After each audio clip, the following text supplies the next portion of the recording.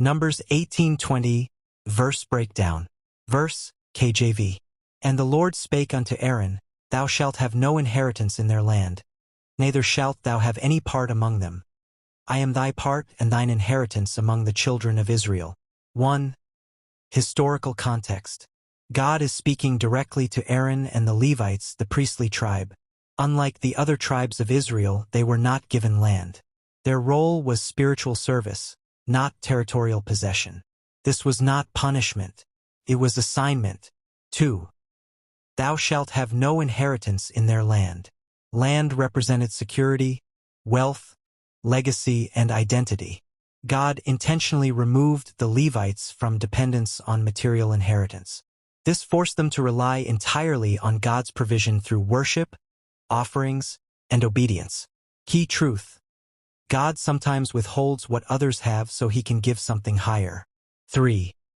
I am thy part and thine inheritance. God himself becomes the Levites' portion. Their reward was access, intimacy, and authority in God's presence.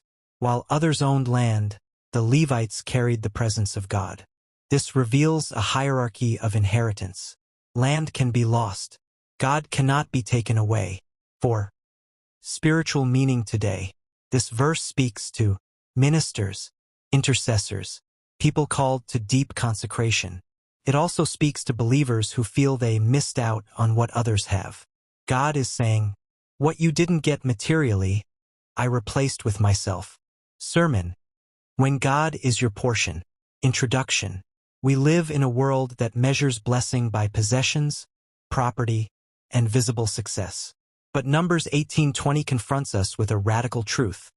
The greatest inheritance is not what you own, but who owns you. Point 1. Loss does not mean lack. The Levites lost land, but they did not lack provision. God arranged systems, tithes, offerings, priestly honor to sustain them.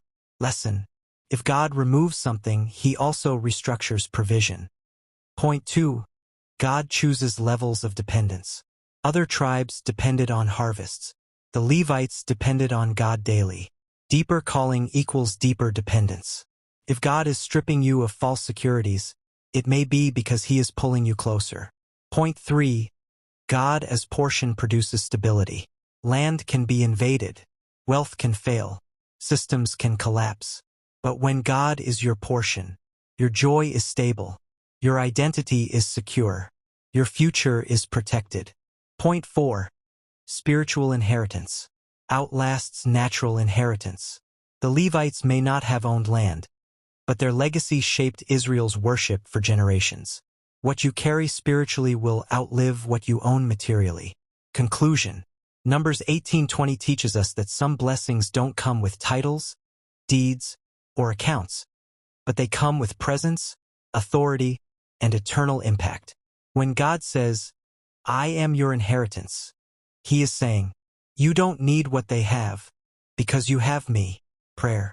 Abba Father, you are the giver of every good gift, and today we acknowledge that you are our greatest portion.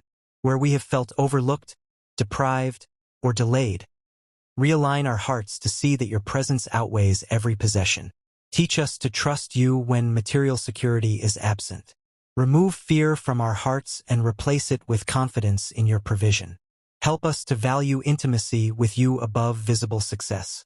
For those who feel they have lost land, opportunity, or advantage, remind them that when you are their inheritance, they have lost nothing. Let our lives testify that you are enough. In Yahushua's Jesus' name, Shalom, Selah.